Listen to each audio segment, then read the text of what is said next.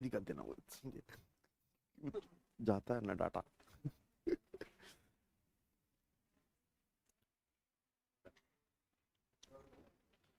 ठीक है,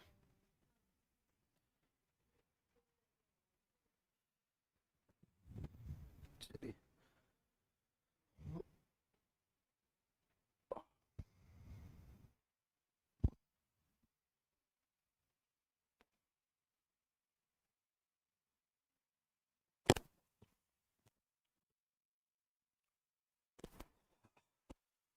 ठंडा ठंडा गुड मॉर्निंग। अच्छा, ठंडा लग रहा है आपको? अच्छी बात है, ठंडा लगना चाहिए।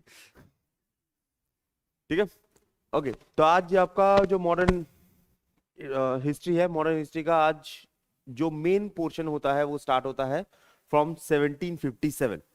ठीक है, 1757 से मेन जो पोर्शन है, जो मॉडर्न हिस्ट्री होता है, कौन सी लड़ाई हुई, क्या हुई, इसके बाद हम नॉर्मली यहाँ से स्टार्ट करते हैं।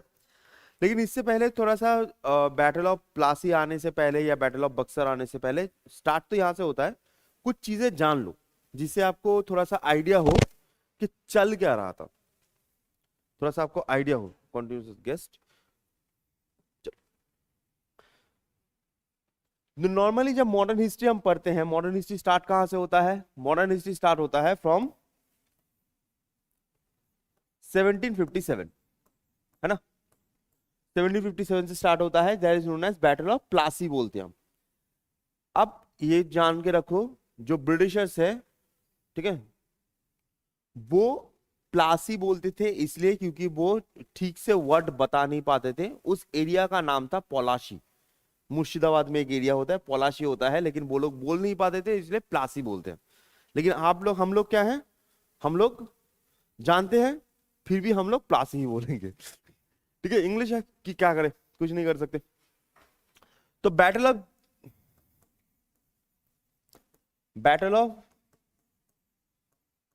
प्लासी या बैटल ऑफ पलाशी, जो भी बोलो, पलाशी एक मुर्शिदाबाद का एरिया होता है। यहां से ही ये स्टार्ट क्यों होता है? क्योंकि यहां से ही ब्रिटिश का जो होल्ड होना होता है वो स्टार्ट होता है, ब्रिटिश जो होल्ड है। अब इससे पहले सीन क्या है? इससे पहले जैसे अब हमने देखा था कि ब्रिटिशर्स आए कब थे?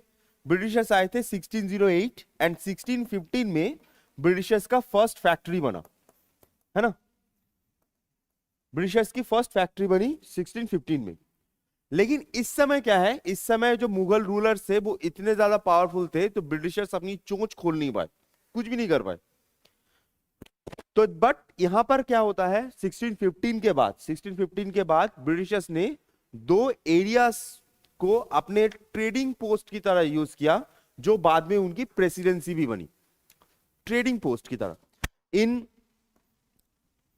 1639 से 1684 तक, सॉरी 1639 से, अच्छा ना लिखूं मैं, 1680, कंफ्यूज ना करते हैं सिंपली। तो 1684 में उन्होंने बनाया मद्रास में होल्ड, मद्रास, जिसको हम बोलते हैं मद्रास प्रेसिडेंसी। ठीक है, मद्रास प्रेसिडेंसी। एंड कुछ सालों के बाद इन 1688 यहां पर एक और जगह बनता है, that is known as Bombay presidency. तो जब बंगाल में आए, बंगाल से बहुत पहले ही, बंगाल के बहुत पहले ही क्या होता है, मद्रास एंड बॉम्बे, इन दोनों में उनकी जो ट्रेडिंग पोस्ट थी वो प्रेसिडेंसी बन चुकी थी। बंगाल में कब आए या फिर बंगाल में घुसे कब?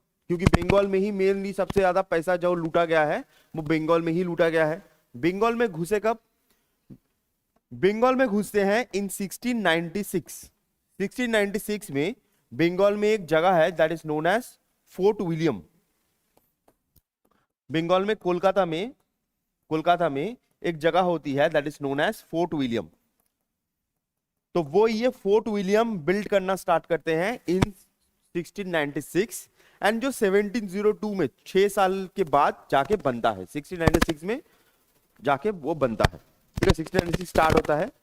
अब आज जैसे कोलकाता का इंपॉर्टेंस बहुत ज्यादा है, अगर आप बंगाल में देखो, ठीक है, कोलकाता का इंपॉर्टेंस सबसे ज्यादा है क्योंकि वो मेन सिटी है। उस समय कोलकाता की इंपॉर्टेंस कुछ भी नहीं था। ठीक है, कोलकाता का कुछ भी इंपॉर्टेंस नहीं था। इवन ये जब मैं बात कर रहा हूं, इस समय कोलकाता भी नहीं था। ठीक है, कोलकाता 1699 में एक पर्सन है जिनका नाम होता है जॉब चार्नक, वो बनाते हैं। 3 अलग अलग गांव लेते हैं, ठीक है, जोड़ के 1700 के आसपास, 1699 1700 में कोलकाता बनता है। इससे पहले कोलकाता था भी नहीं। मेन जो एरिया था बंगाल का दैट वाज मुर्शिदाबाद। ठीक है, मैं ये क्यों बोल रहा हूं, क्योंकि आपको थोड़ा सा बैकग्राउंड आइडिया होना चाहिए कि बैकग्राउंड क्या था। उसके बाद आप चलोगे मेन बैटल ऑफ प्लासी में। ठीक है,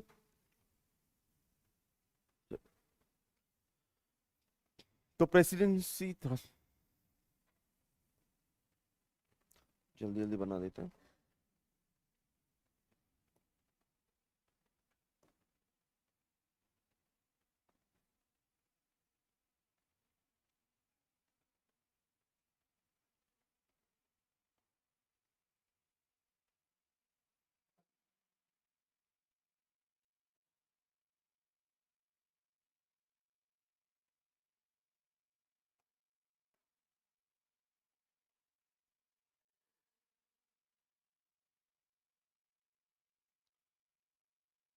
ठीक है, चलो थोड़ा सा टेढ़ा मेढ़ा बन गया, बट ठीक है चलो। नॉर्मली बंगाल प्रेसिडेंसी या फिर बॉम्बे प्रेसिडेंसी थी कहां पर? जो मद्रास प्रेसिडेंसी थी, मद्रास प्रेसिडेंसी थी आपको यहां पर दिखेगी।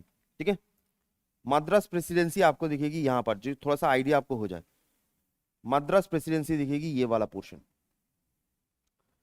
यहां पर ये वाला पोर्शन, ये वाला जो पोर्शन था, ये वाला एक किंगडम था that is known as kingdom of Travancore. ये एक पोर्शन था।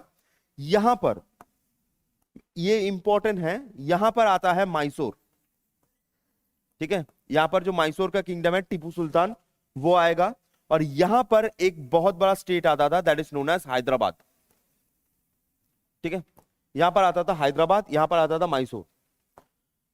इसको छोड़कर अगर आप बॉम्बे प्रेसिडेंसी की बात करो, बॉम्बे प्रेसिडेंसी, तो बॉम्बे प्रेसिडेंसी था यहां पर। ठीक है, बॉम्बे प्रेसिडेंसी था यहां पर। यहां पर एक छोटा सा जगह था दैट इज नोन एज, ये वाला जो पोर्शन होता है, ये वाला होता है गोवा। ये उनके पास था, मतलब पोर्तुगीज के पास था। बाकी जो पूरा पोर्शन था वो इनके पास था, ब्रिटिशर्स के पास था। ठीक है, ये होता है बॉम्बे प्रेसिडेंसी। और यहां पर ये वाला जो पोर्शन पे एक और पावरफुल था, एक और पावरफुल पर्सन था जिसका नाम होता है मराठा।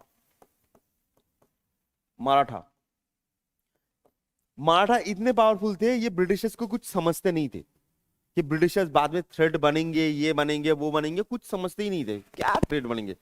ठीक है, इतने ज्यादा पावरफुल थे मराठास। और उसके बाद ये जो बंगाल प्रेसिडेंसी की जब बात होती है, तो बंगाल प्रेसिडेंसी कहां से आती है? ये जो वेस्ट बंगाल वाला जो पोर्शन आप देख पाते हो विथ बांग्लादेश, आसाम, ये वाला जो पोर्शन होता है, ये होता है आपका बंगाल प्रेसिडेंसी।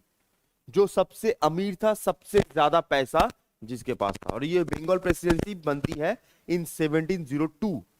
उसके बाद आहिस्ता आहिस्ता आहिस्ता आहिस्ता यहां पर, जैसे कल मैंने बताया था आप लोगों को कि फ्रैक्शनलिज्म स्टार्ट होता है। फ्रैक्शनलिज्म मतलब जो किंग है उसके किंग के ऑपोजिट को ज्यादा प्रेफरेंस देना स्टार्ट होता है, और जहां पर जाके लड़ाई भी होती है। जो लड़ाई होती है वो होती है 1757 की बैटल ऑफ प्लासी। इसके बाद आहिस्ता आहिस्ता देखोगे ये वाला जो पोर्शन होता है दिस इज यूनाइटेड प्रोविंस, मतलब जो उत्तर प्रदेश वाला एरिया हो, यूनाइटेड प्रोविंस। आहिस्ता आहिस्ता मैसूर उनके हाथ आ जाएगा। ठीक है, मैसूर उनके हाथ आ जाएगा। हैदराबाद 1793 में उनके हाथ आ जाएगा। मैसूर आ जाएगा 1799 में। आहिस्ता आहिस्ता देखोगे जो आसपास है ना, आसपास आहिस्ता आहिस्ता वो कैप्चर करता जाएंगे। ये वाला जो पोर्शन बर्मीज वाला, जो बर्मा वाला पोर्शन होता है, वो 1885 तक लास्ट पूरा का पूरा बर्मा उनके हाथ में आ जाता है। तो जहां जहां वो हैं उनके आसपास जो एरिया है वो कैप्चर करते हुए जाएंगे आहिस्ता आहिस्ता, ऐसा नहीं कि बढ़ाम करके चले जाएंगे। ठीक है, ब्रिटिशर्स बहुत चालाक थे, बहुत चालाक थे। ठीक है, चलो, तो ये बेसिक सा होता है। दिस इज बॉम्बे प्रोविंस, ये होता है आपका मद्रास प्रोविंस, ये वाला जो हिस्सा होता है दिस इज मद्रास प्रोविंस, और ये वाला होता है बंगाल प्रोविंस। और बंगाल प्रोविंस में ही ये सब कुछ हुआ। और दूसरी चीज यहां पर एक और चीज आपको जाननी है, ये जो प्रोविंस है, जो प्रोविंसेस हैं, प्रोविंसेस का फुल पावर किसके पास रहता है? प्रोविंसेस का पावर, प्रोविंसेस का पावर उसके पास रहता है जिसके पास टैक्स कलेक्शन रहता है।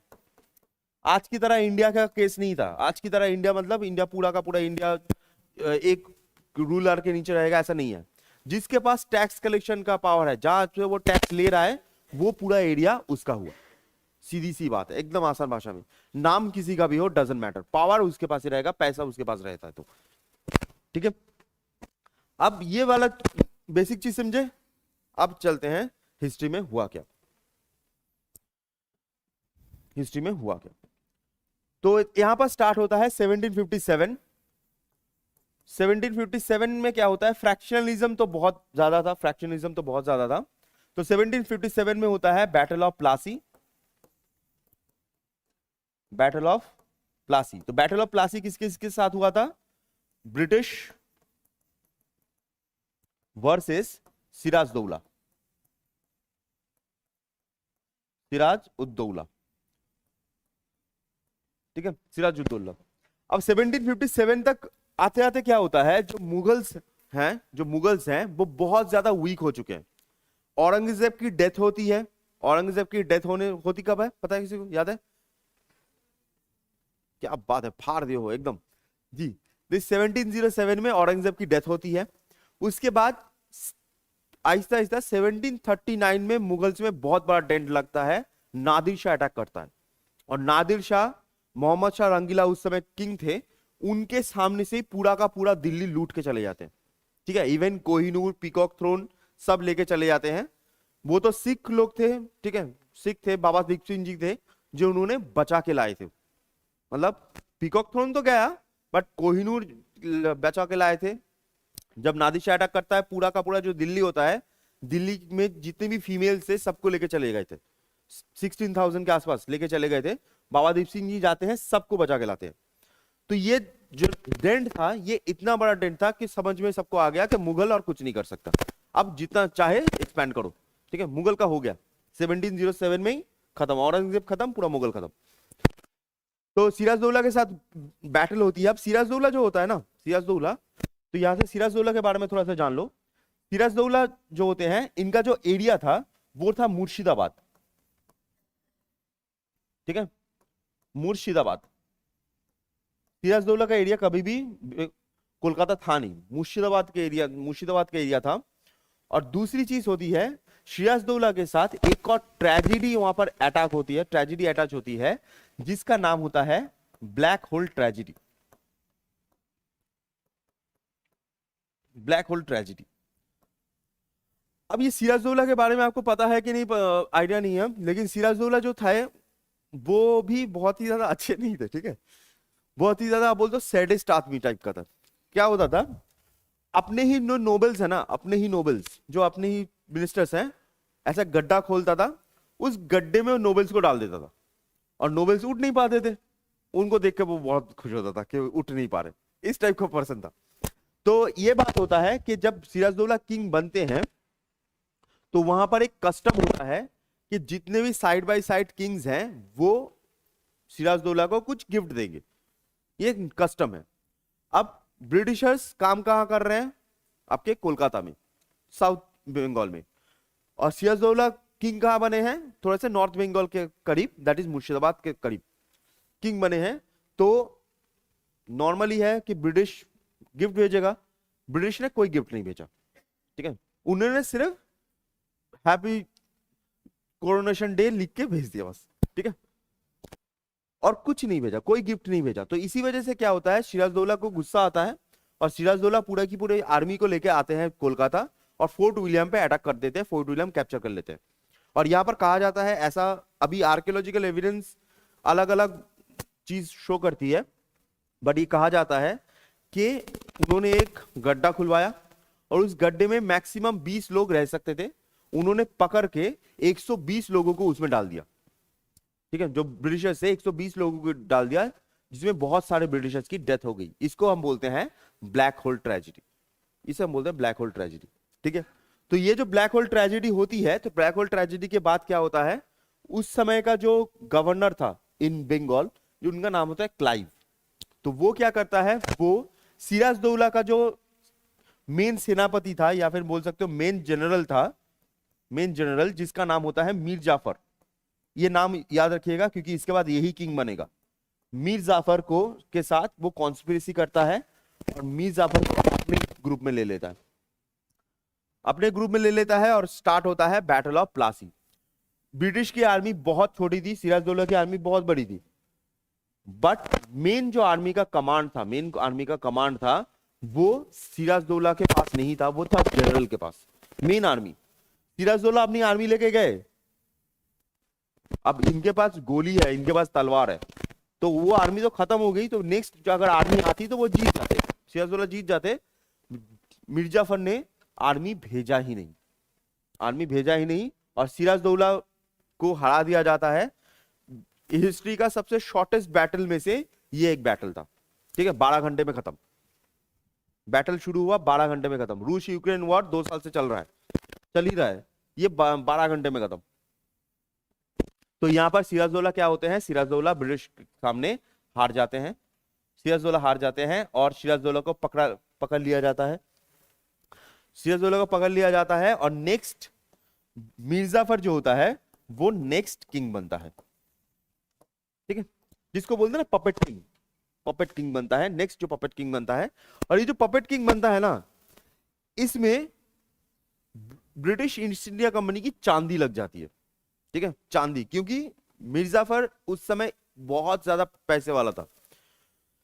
एक रियल चीज बताता हूं, मिर्जाफर जब बना था तो उस समय जो रॉबर्ट क्लाइव थे, बाकी जो ईस्ट इंडिया कंपनी के हाईएस्ट ऑफिशियल थे, वो उनसे गिफ्ट लेते थे, आसान भाषा में ब्राइब लेते थे, लेकिन ब्राइब तो नहीं बोल सकते ना, गिफ्ट लेते थे। तो वो जो गिफ्ट लेते थे, जो क्लाइव लोग गिफ्ट लेते थे, उस गिफ्ट को लेकर ही ईस्ट इंडिया कंपनी के टॉप ऑफिशियल थे, यूरोप के टॉप 10 अमीर आदमी में आ गए गिफ्ट लेके। 7 ऑफिशियल, 10 में से 7 ऑफिशियल अमीर आदमी में आ गए, टॉप 10 में गिफ्ट लेके। अब सोचो, तुम किसी से गिफ्ट ले रहे हो, उसमें तुम टॉप 10 में आ रहे हो अमीर आदमियों के, जो गिफ्ट दे रहा है उसके पास कितना पैसा है, गिफ्ट है बस। तो ये मिर्जाफर किंग बनता है, नेक्स्ट किंग मिर्जाफर बनता है, और बहुत ज्यादा करप्शन होता है उस समय, बहुत ज्यादा करप्शन होता है, ठीक है। सिराजदौला को मिर्जाफर का ही बेटा है, ये जानने की, याद रखने की जरूरत नहीं है, मिर्जाफर का ही बेटा है, उसका नाम था मिरन, वो मार देता है, ठीक है, आंखें फोड़ के मार देता है। देखो सिराजदौला के अगर आप कभी सुनो ना, सिराजदौला का आज भी अगर मुर्शिदाबाद जाओ तो सिराजदौला की जो आंट है, आंट का मतलब पापा की जो बहन है, आंट है, तो सिराजदौला के आंट को, नाम मुझे याद नहीं है, उनको अजीब सी बीमारी थी, ठीक है, एक ब्लड की बीमारी थी। तो इसी वजह से क्या होता है, उस समय सिराजदौला किंग था, इसी वजह से इस चीज का फायदा उठाकर जो आंट है, वो छोटे छोटे जो बच्चे होते हैं उनको किडनैप करवा लेते थे, और उनका जो लिवर है ना, वो काट के वो लोग खाते थे, मतलब वो जो आंट है वो खाते थे। उनका कबर आज भी है मुर्शिदाबाद में, अगर आप कबर कभी मुर्शिदाबाद कभी जा सको तो उनका कबर ऐसे नीचे है, मतलब रास्ते के एकदम नीचे है, अभी से घिरा हुआ है, नीचे है। अभी भी हम, ऐसा कहा जाता है कि उसके ऊपर से जूता पहन के आप जाओगे, उनको सजा मिलनी चाहिए, ऐसे जूता पहन के आप जाओगे, ये अभी भी है, कबर उधर अभी भी है, लोग जाते भी हैं जूता पहन के ऊपर से, ठीक है। तो उनकी जो आंट है वो ऐसे, ठीक है, और वो आंट इसकी अगेंस्ट में थी, ठीक है, ऐसा मत समझो कि सिराजदौला के साथ थी, उनके अगेंस्ट में थी। तो 1757 में बैटल ऑफ प्लासी होता है, जिसमें सिराजदौला बहुत बुरी तरह से पिट जाता है। उसके बाद क्या होता है, मिर्जाफर आता है, लेकिन मिर्जाफर किंग तो बनता है अच्छा खासा, लेकिन मिर्जाफर लास्ट में मिर्जाफर थोड़ा सा अगेंस्ट हो गया कि इतना पैसा हम दे रहे हैं, कुछ भी नहीं मिल रहा, बेकार है। तो मिर्जाफर के जो जमाई होता है नेक्स्ट, वो बनता है king, that is known as Mir Qasim, वो जमाई बनता है। अब जमाई देखता है कि इतना सारा धांधली हो रहा है, जो उनको पास दिया गया था, टैक्स का पास दिया गया था, वो टैक्स का पास वो उल्टा पुल्टा यूज कर रहे हैं। तो रोकने के लिए 1764 में एक और बैटल होता है, that is known as battle of Buxar.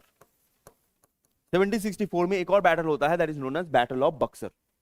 अब बक्सर कहां पर है, बक्सर होता है बिहार वाला एरिया, आज भी आप देखोगे बिहार में एक एरिया होता है, that is known as Buxar. तो बैटल ऑफ बक्सर होता है किसके इसके साथ, British versus Mir Qasim,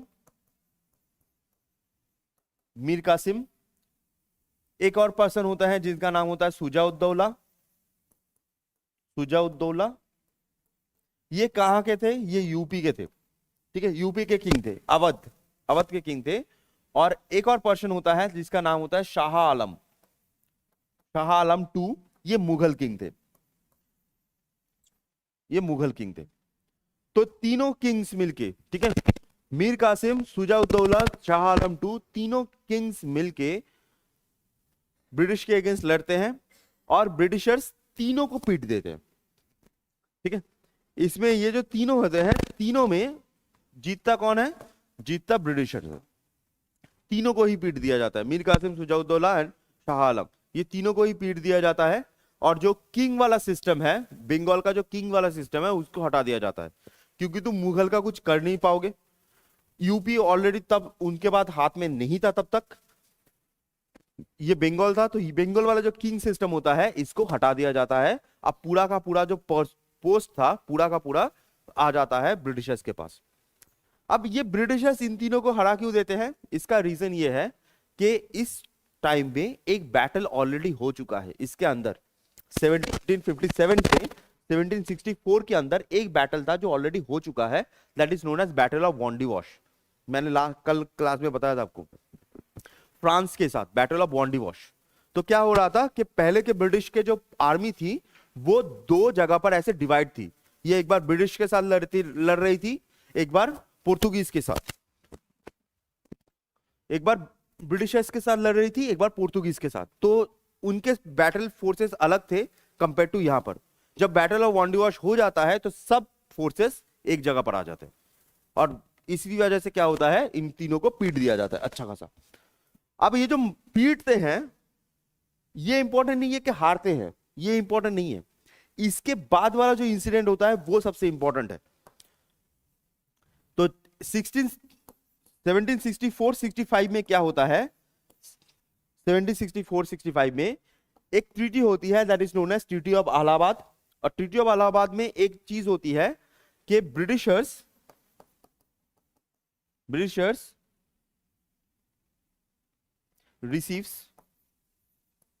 receives देवानी राइट्स। ब्रिटिशर्स रिसीव देवानी राइट्स। अब ये देवानी राइट्स क्या होते हैं? देवानी राइट्स का मतलब होता है पावर ऑफ टैक्स कलेक्शन। देवानी rights that is power of tax collection, ठीक है। तो ब्रिटिशर्स को क्या होता है? ब्रिटिशर्स को मिलता है पावर ऑफ टैक्स कलेक्शन। अब मैंने आपको थोड़ी देर पहले ही बताया था, जिसके पास टैक्स कलेक्शन है उसके पास ही पावर है। तो फॉर्मली नाम अभी तक मुगल एम्परर का ही है। ब्रिटेन जो ब्रिटिश वाला एरिया होता है, जो बंगाल वाला एरिया है, फॉर्मली नाम अभी तक उनका ही है कि ये बंगाल प्रेसिडेंसी है, ये मुगल के अंडर है। लेकिन असली जो पावर है, असली जो पैसा है, असली पावर है, वो शिफ्ट हो जाती है टू ब्रिटिशर्स। यहां से ब्रिटिश का राइज जो होता है वो कंटिन्यूअस स्टार्ट होता है। यहां से ब्रिटिशर्स का राइज कंटिन्यूअस स्टार्ट होता है, क्योंकि बंगाल उस समय का सबसे अमीर हिस्सा था, सबसे अमीर। फर्टाइल लैंड था, इवन पोर्ट था, ट्रेडिंग अच्छा था, और वहां पर जो वेल्थ थी वो बहुत ज्यादा थी, तो बहुत ज्यादा था। और बंगाल ऐसा मत समझो सिर्फ बंगाल, में बार बार बोल रहा हूं तो बंगाल है नहीं, वेस्ट बंगाल, बांग्लादेश, ठीक है। दीवानी राइट्स किस किस को और भी मिला था? बिहार, ठीक है, उड़ीसा एंड बंगाल, ये तीनों लिखा होता है। बिहार, उड़ीसा एंड बंगाल, ये तीनों लिखा होता है, बट असली में बिहार तो बिहार है, उड़ीसा उड़ीसा वाला एरिया आपको समझेगा। बंगाल जो होता है, आज का वेस्ट बंगाल, बांग्लादेश, आज का आसाम, अरुणाचल प्रदेश, नागालैंड वाला जो एरिया होता है, नागालैंड, मिजोरम, पूरा का पूरा हिस्सा बंगाल में आता था उस समय, पूरा का पूरा। इतना बड़ा एरिया था और इतना ज्यादा रिसोर्सेस थे, इतने ज्यादा रिसोर्सेस भी थे, ठीक है। तो 1765 में क्या होता है? 1765 में ब्रिटेन, ये दो लड़ाई होती है और ब्रिटेन घर में घुस जाते हैं, ठीक है। अब इसके बाद क्या होता है? इसके बाद आता है एडमिनिस्ट्रेशन पॉलिसीज, ठीक है। इसके बाद आता है एडमिनिस्ट्रेशन पॉलिसीज। एडमिनिस्ट्रेशन पॉलिसीज में एक एक करके आते हैं।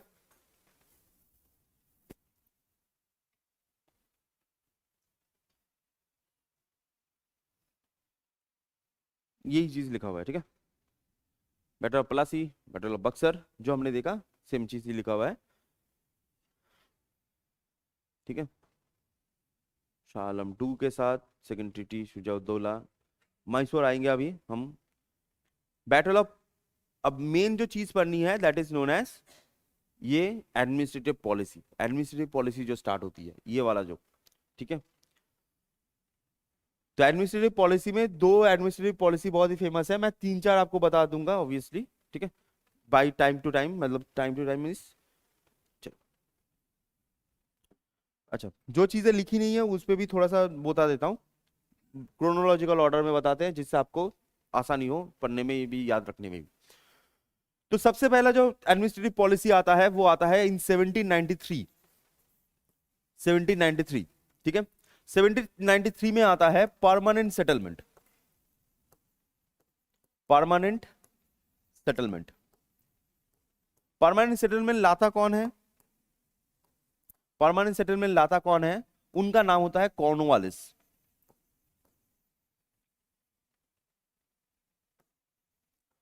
ठीक है। कॉर्नवालिस लाता कौन है? कॉर्नवालिस। और कॉर्नवालिस से एक चीज याद रखिएगा, ये जो कॉर्नवालिस होती हैं साइड में लिख लीजिए, कॉर्नवालिस को कहा जाता है father of Indian administrative system, administrative system, Indian police system. Indian administration लाते कौन है? कॉर्नवालिस लाते हैं। और इंडियन जो पुलिस सिस्टम होती है उसको भी कॉर्नवालिस ही लाते हैं, ठीक है। आप लोगों ने सुना है कभी कि अमेरिका ब्रिटेन के अंडर था कुछ सालों के लिए? कभी सुना है? अमेरिका कुछ सालों के लिए ब्रिटेन के अंडर था। 1775 में क्या होता है? अमेरिका आजादी मिल जाता है, ब्रिटेन को पीट के भगा देता है, ठीक है। इसके ऊपर अगर आपने कोई फिल्म देखी है तो एक बहुत ही बढ़िया फिल्म होती है द ब्रेव हार्ट, बहुत ही बढ़िया फिल्म है, देखिएगा। तो नेल गिब्सन का है। तो वो जो अमेरिका भगा देती है, पीट के भगा देती है ना, उस टाइम का जो पीट के भगाने वाला जो कमांडर था वो होता है कॉर्नवालिस। तो ये मार खा के आया था फ्रॉम अमेरिका, तो इसी वजह से इंडिया में आके वो मार फिर से ना खाए, इसी वजह से क्या होता है, ये पूरा का पूरा जो एडमिनिस्ट्रेटिव सिस्टम है, पूरा का पूरा एडमिनिस्ट्रेटिव सिस्टम चेंज कर देता है और लाता है परमानेंट सेटलमेंट। परमानेंट सेटलमेंट क्या था? परमानेंट सेटलमेंट एक टैक्स सिस्टम था, एक टैक्स सिस्टम था। और टैक्स सिस्टम में आपको यहां पर एक और रूल दिखेगा जिसका नाम होता है सनसेट रूल। सनसेट रूल, ठीक है। एक टैक्स सिस्टम था और रूल था एक सनसेट रूल। बहुत ही इजी सा टैक्स सिस्टम था कि वहां के जब जमींदार होते थे ना, जो जमींदार थे, जो लैंडलॉर्ड थे, उनको कहा गया कि आप अगर आप कंटिन्यूअस टैक्स देते रहो, कंटिन्यूअस टैक्स देते रहो, तो आप जितने दिन टैक्स देते रहोगे आप उतने ही जमींदार रहोगे। मतलब आप जितने दिन टैक्स हमको देते रहोगे आप उतने दिन ही लैंडलॉर्ड रहोगे। अगर सारा जीवन देते रहे आप सारा जीवन लैंडलॉर्ड रहोगे, कोई इशू नहीं है। और यहां पर सनसेट रूल क्या है कि जिस दिन बोला गया है कि आपको टैक्स देना है, टैक्स का डेट है, उस डेट के सनसेट तक आपको टाइम है। सनसेट तक, अगर सनसेट तक आपने पैसा नहीं दिया तो आपकी जो एरिया है, स्टेट है, उसको बेच दिया जाएगा, ठीक है। अब हमारे देश के आपको पता होगा, ये हमारे देश की खासियत है, हमारे देश के जो लोग हैं ना, उनका दिमाग ठीक काम में नहीं चलता है। उल्टा पुल्टा दिमाग चलाओ, बहुत बढ़िया चलता है, बहुत बढ़िया।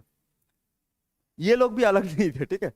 यहां पर जो सनसेट रूल है ना, सनसेट रूल जो बनाया गया था डर दिखाने के लिए, सनसेट रूल का जो उन्होंने इस्तेमाल किया है ब्रिटिश जमींदारों ने।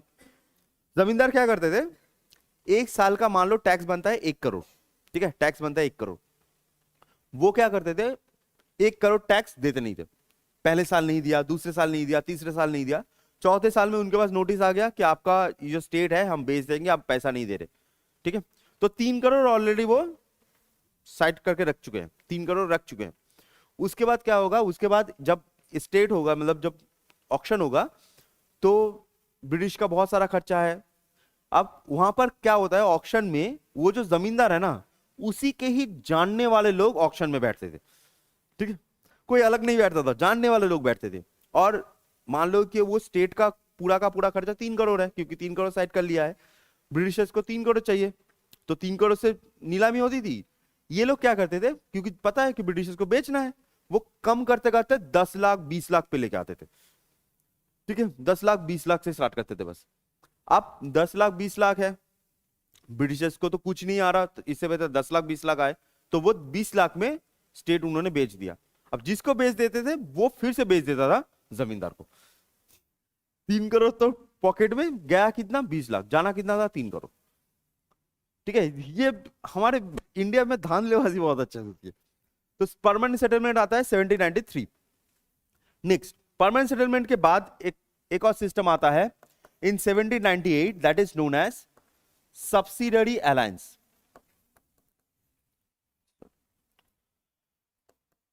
Subsidiary alliance. अब ये जो सब्सिडरी अलायंस है ये लाता कौन है? सब्सिडरी अलायंस, सब्सिडरी अलायंस लाते हैं रिचर्ड वेलेस्ली, ठीक है, रिचर्ड वेलेस्ली। जो सब्सिडरी अलायंस होते हैं वो रिचर्ड वेलेस्ली लाते हैं। अब सब्सिडरी अलायंस में था क्या? सब्सिडरी अलायंस, सब्सिडरी अलायंस का मतलब क्या होता है? सब्सिडरी अलायंस का मतलब है कि अगर आपको प्रॉब्लम है तो मैं आपको प्रोटेक्शन दूंगा। प्रोटेक्शन के बदले मतलब ब्रिटिश एक किंगडम को देगा प्रोटेक्शन। प्रोटेक्शन के बदले क्या होता है? इनके कंडीशंस क्या क्या थे? कंडीशंस जस्ट छोटे छोटे जान लो कंडीशंस। फर्स्ट कंडीशन होती है किंग की own army, Kings own army नहीं रहेगी, ठीक है, किंग की खुद की कोई आर्मी नहीं रहेगी। दूसरी चीज, तो आर्मी किसकी रहेगी? आर्मी जो होगा वो होगा ब्रिटिश का, आर्मी होगा ब्रिटिश का। और इस आर्मी का खर्चा कौन देगा? आर्मी का खर्चा कौन देगा? किंग, ठीक है, आर्मी का खर्चा कौन देगा? किंग देगा। तीसरी चीज कि ब्रिटिश को वहां पर 2 चीजें देनी पड़ेंगी। क्या? एक होता है डिफेंस और दूसरा होता है कम्युनिकेशन। डिफेंस एंड कम्युनिकेशन, ये दोनों क्या होंगे? ये ब्रिटिश के पास रहेंगे। बाकी जो भी चीज रहेगी वो रहेगी किसके पास? किंग के पास, ठीक है। तो डिफेंस एंड कम्युनिकेशन ये दोनों ब्रिटिशर्स के पास रहेंगे, बाकी चीजें रहेंगी किंग के पास। अब ये पहला फर्स्ट कौन होता है? फर्स्ट टू एक्सेप्ट कौन होता है? That is known as Hyderabad. Hyderabad का जो निजाम होता है वो पहले एक्सेप्ट करता है। फर्स्ट जो स्टेट होती है, ये वाला सवाल पूछा जा चुका है, ठीक है, सवाल पूछा जा चुका है। फर्स्ट जो एक्सेप्ट करती है वो होती है हैदराबाद की निजाम। जितना हो सके आपको सरल भाषा में समझा। अब सब्सिडरी अलायंस ये हैदराबाद का निजाम ने एक्सेप्ट क्यों किया था? क्योंकि हैदराबाद के उस समय सामने ही आपका मैसूर था, मैसूर से झगड़ा था। उसके बाद मराठा से झगड़ा थे। उनको सभी को पीट देता है ब्रिटिश, वो अलग बात है, लेकिन आहिस्ता आहिस्ता। अब यहाँ पर ये जो चीजें है ना, ये शायद आप लोग अच्छे से समझे नहीं, ठीक है, अच्छे से समझे नहीं। अच्छा, आप में से आपके लाइफ में कोई आपका दुश्मन है? दुश्मन आप किसी को मर्डर करना चाहते हो? नहीं, कोई मर्डर नहीं करना चाहता। कोई आपको मर्डर करना चाहता है? ऐसा कभी लगता है? चलो, अगर मान लेते हैं कि सब्सिडियरी अलायंस थोड़ा सा आपके ऊपर से समझाते हैं। जैसे मान लीजिए मैंने कहा कि अगर आपको कोई मारना चाहता है, पीटना चाहता है, कोई बात नहीं, मैं आपको प्रोटेक्शन दूंगा, ठीक है, मैं प्रोटेक्शन दूंगा। बदले में मेरी 3 शर्तें हैं। पहला शर्त क्या है? आपके साथ जो आपके बॉडीगार्ड पहले से थे, बॉडीगार्ड थे, भाई थे, जो भी थे, उनको पहले हटाइए, सिर्फ मैं ही रहूंगा। पहला चीज तो आपका जो पहले प्रोटेक्शन था सब चला गया। दूसरी चीज, मैं आपके साथ रहूंगा तो मेरा जो भी खर्चा होगा वो आप दोगे। मींस आपके साथ मैं नाल लग जाऊंगा, उधर खाना भी खाऊंगा, तो जाने का खर्चा भी आप दोगे, खाना भी आप खिलाओगे, आने का खर्चा भी आप ही दोगे, मैं सिर्फ जाऊंगा, बस जाऊंगा आऊंगा आपके साथ, बट जो भी खर्चा मेरा होगा वो सब आप दोगे। तीसरी चीज, आपकी दो चीजें मेरे पास रहेंगी, बाकी सब आप अपनी लाइफ में जी लो, ठीक है। पहला होता है डिफेंस, कि आप अपने घर में क्या रखोगे, तलवार रखोगे, दाव रखोगे, बंदूक रखोगे, तोप रखोगे, जो भी रखोगे मेरे परमिशन के अलावा नहीं रख सकते, मैं बोलूंगा तब रखो ना। और सबसे इंपॉर्टेंट होता है कम्युनिकेशन। आप कहां जाओगे, किससे बात करोगे, किससे दोस्ती करोगे, किससे दुश्मनी करोगे, ये मैं डिसाइड करूंगा। अब आप थोड़ा सा जस्ट अच्छे से समझो, अगर आप किससे बात करोगे, किससे बात करोगे, किससे बात नहीं करोगे, किससे दोस्ती करोगे, किससे दुश्मनी करोगे, कहां पर बैठोगे, कहां पर नहीं बैठोगे, ये अगर मैं डिसाइड करूं तो तुम्हारे पास बचा क्या? तुम्हारी सोशल लाइफ खत्म। अगर तुम कहां जाओगे कहां नहीं जाओगे वो अगर मैं डिसाइड करता रहूं कि कहां जाओगे, तो तुम जाओगे कहां पर घर छोड़कर? सिंपल सी बात है, तुम घर छोड़कर जाओगे कहां पर? तुम जो भी बोलोगे जाओगे, मैं बोलूंगा ना उधर चलते हैं चलो। तो ये जो चीज है ये बहुत ही ज्यादा आप देखोगे, ये जो चीज है ये अलायंस तो है, लेकिन इससे क्या होगा, आप इनडायरेक्टली मेरे अंडर ही रहोगे, that is known as subsidiary alliance, ठीक है। ये लाया जाता है बाय वेलेस्ली, ठीक है।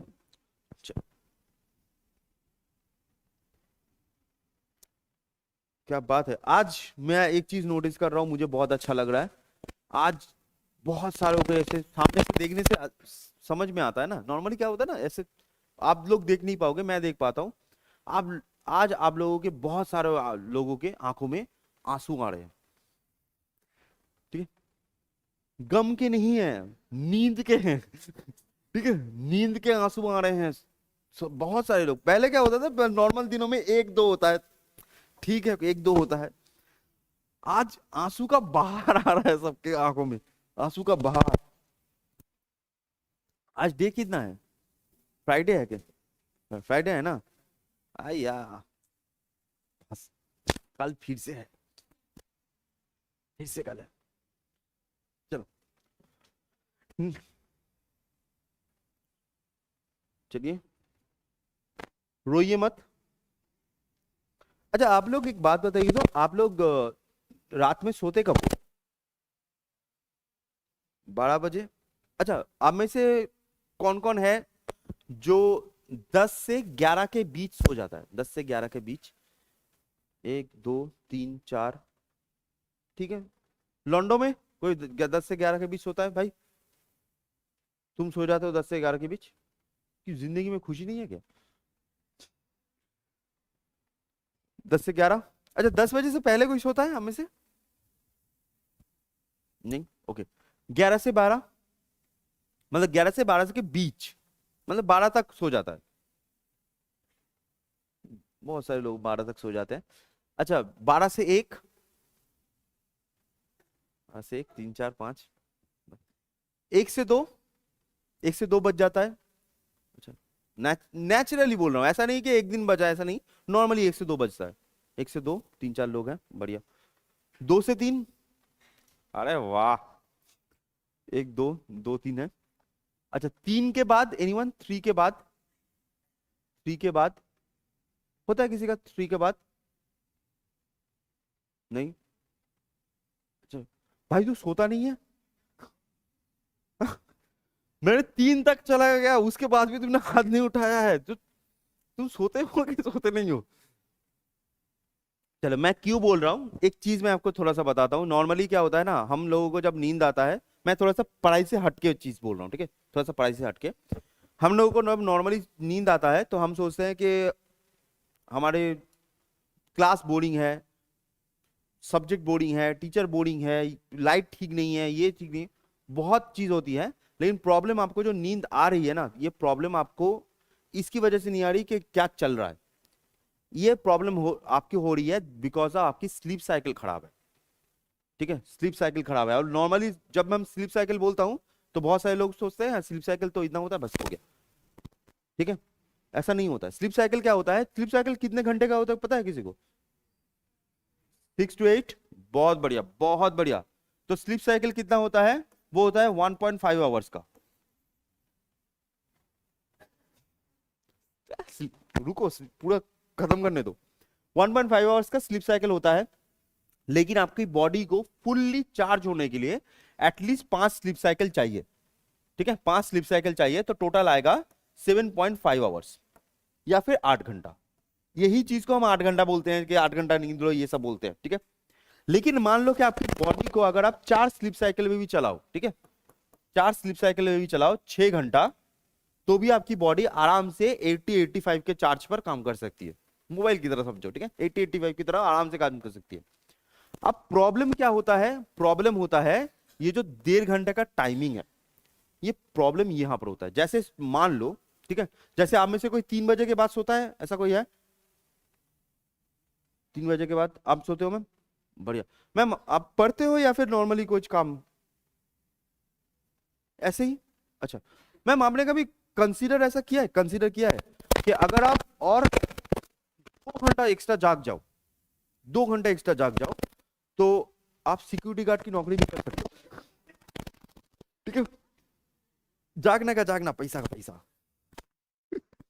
नहीं, ऐसा मजाक कर रहा हूं, लेकिन हाँ, अब कभी भी सो वो इंपॉर्टेंट नहीं है, कब उठते हो वो इंपॉर्टेंट है।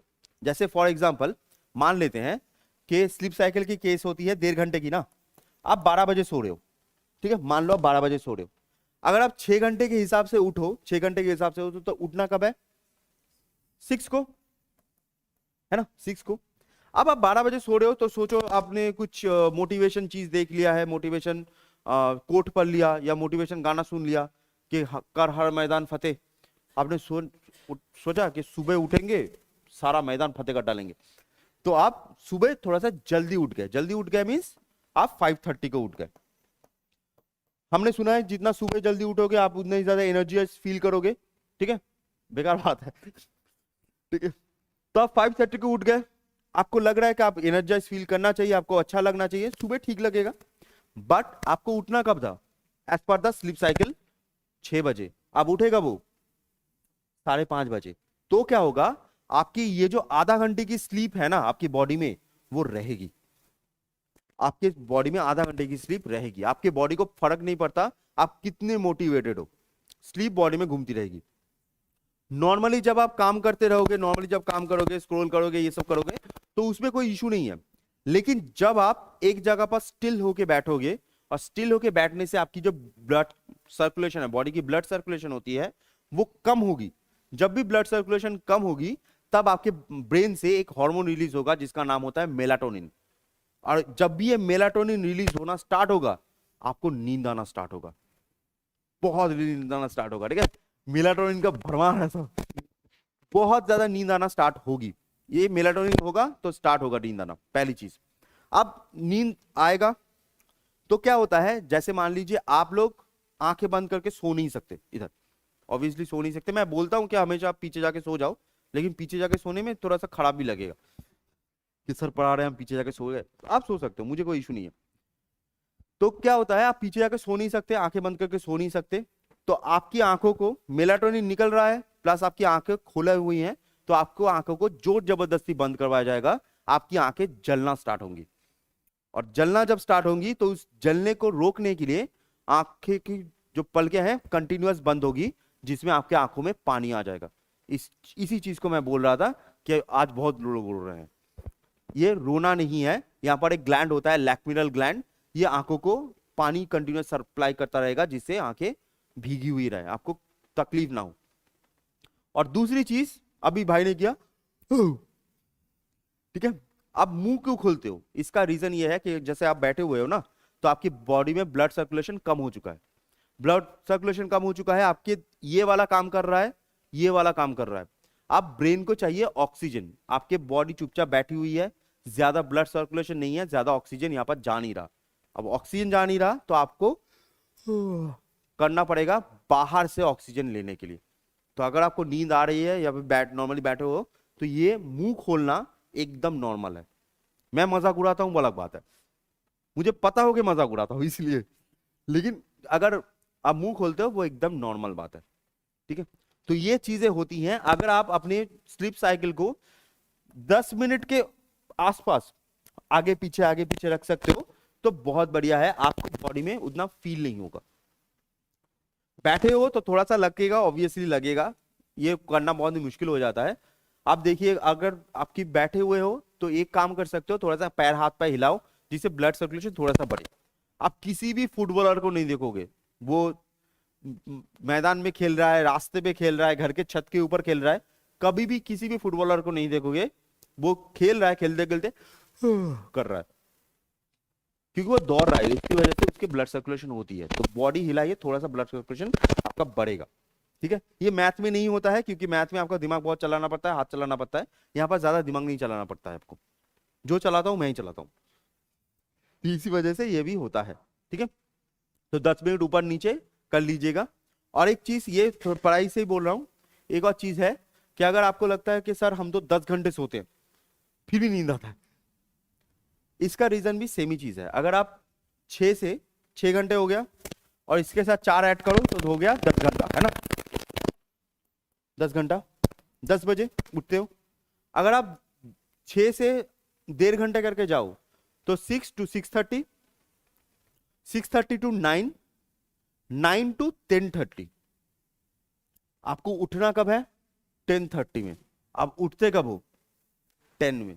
तो आपकी बॉडी में वो स्लीप रहेगी। ठीक है, और अगर 10:30 पार करके आप सोते हो, 15 मिनट 20 मिनट पार करके सोते हो, तो आपकी बॉडी में 1 घंटे का स्लीप रहेगा, क्योंकि वो जाके खत्म का होगा 12 बजे।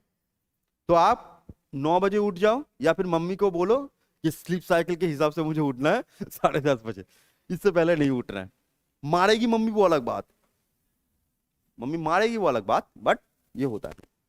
ठीक है, ये स्लीप साइकिल का केस है। तो आप लोग जो थक जाते हो ना, बहुत सारे लोग बोलते हैं कि ये गलत है वो गलत है, नहीं, आपकी सोने की टाइमिंग और उठने की टाइमिंग जो है उसको स्लीप साइकिल के हिसाब से एडजस्ट कीजिए। ठीक है, आप कब सोते हो कब उठते हो वो पूरा पूरा आपके ऊपर डिपेंड करता है, आपकी लाइफ कैसे चल रही है। मैं कभी कभी मजाक कर लेता हूँ, सिक्योरिटी गार्ड की नौकरी नहीं करनी है, मैं मजाक कर रहा था। ठीक है, मैं मजाक ही करता हूँ। आप कभी भी सो सकते हो, कभी भी उठ सकते हो, उसमें कोई इशू नहीं है, लेकिन टाइमिंग को मेंटेन कीजिए। चलो, तो अब ये तो हुआ ये बात। अच्छा, नेक्स्ट आते हैं, स्लीप साइकिल हो गया, वो तो आपकी साइंस की बात होगी। अब इधर आते हैं, नेक्स्ट आते हैं 1848। 1848 होता है डॉक्ट्राइन ऑफ लैप्स।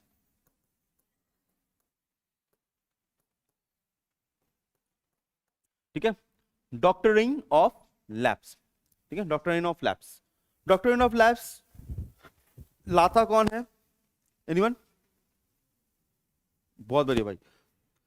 तो डॉक्ट्राइन ऑफ लैप्स लाते हैं एक पर्सन होते हैं जिनका नाम होता है डालहौसी। ठीक है, डालहौसी। और ये डालहौसी होते हैं, इनको कहा जाता है, डालहौसी को कहा जाता है the father of Indian railway.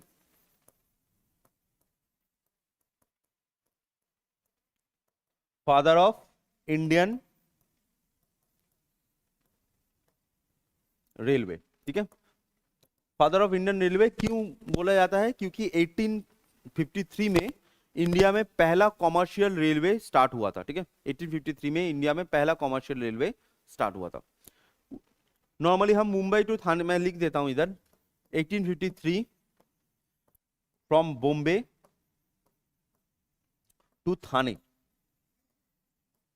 पहला फर्स्ट रेलवे। ये हम बोलते हैं फर्स्ट रेलवे होता है, लेकिन मद्रास में इससे भी पहले 1838 के आसपास मद्रास में रेलवे चलती थी। रेलवे चलती थी मींस वो जो रेलवे बनाया गया था वो माइनिंग के लिए बनाया गया था, लेकिन वो उसको माइनिंग के लिए नहीं लेते, लोग जाने के लिए पहले लिया जाता है ये वाला। ठीक है, मद्रास में पहले भी बन चुका था। ओके, चलो, जो डालहौसी। अब डॉक्ट्रिन ऑफ लैप्स में कंडीशंस क्या क्या थे?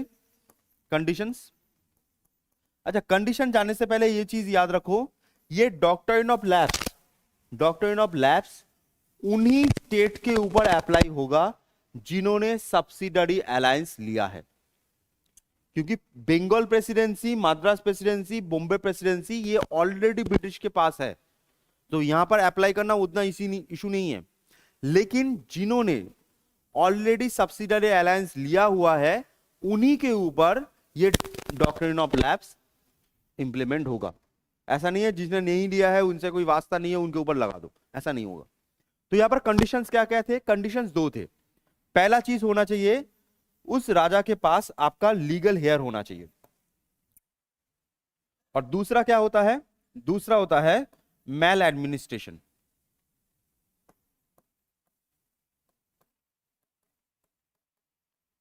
मैल एडमिनिस्ट्रेशन, ठीक है।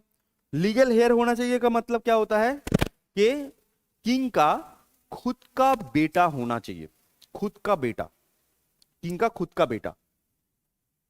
गोद लिया हुआ नहीं चलेगा, ठीक है, गोद लिया हुआ नहीं चलेगा। प्रिंसेस हुई मतलब बेटी हुई नहीं चलेगी, खुद का लीगल बेटा होना चाहिए। और एक आता है मैल एडमिनिस्ट्रेशन। मैल एडमिनिस्ट्रेशन मतलब जो लगता है कि वो ठीक से संभाल नहीं पा रहा। मैल एडमिनिस्ट्रेशन का सिंपल सा मतलब है कि आप अपनी लाइफ को ठीक से संभाल नहीं पा रहे। अब तुम्हारी लाइफ को तुम ठीक से संभाल नहीं पा रही, ये डिसाइड कौन करेगा? मैं, ठीक है। तो मैल एडमिनिस्ट्रेशन हो रहा है कि नहीं हो रहा है, डिसाइड कौन करेगा? ब्रिटिश डिसाइड करेंगे कि ये मैल एडमिनिस्ट्रेशन हो रहा है कि नहीं हो रहा है, ठीक है।